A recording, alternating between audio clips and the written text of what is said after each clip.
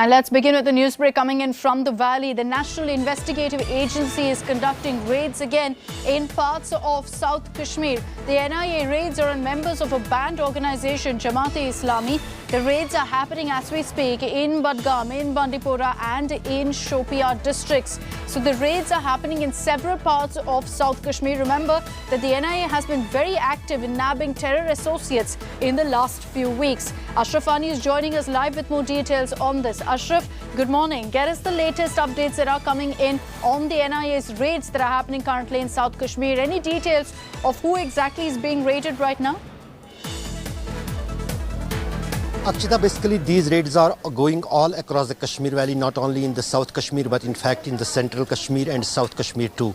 In the Bandipora, one location has been raided by the NIA salutes, and also in the Ganderbal and even in the Shopian district and Kazigund area of South Kashmir.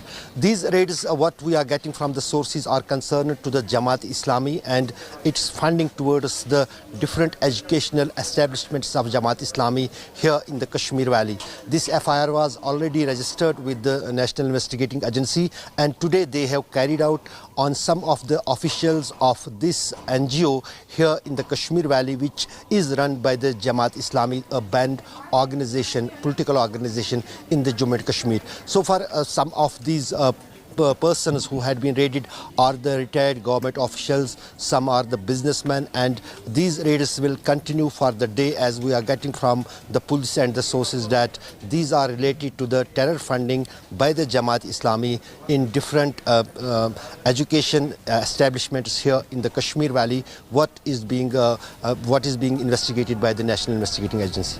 All right, we'll keep coming across to you for the big takeaways from those raids by the NIA that's underway in South Kashmir. For the moment, Ashraf, thank you for joining us.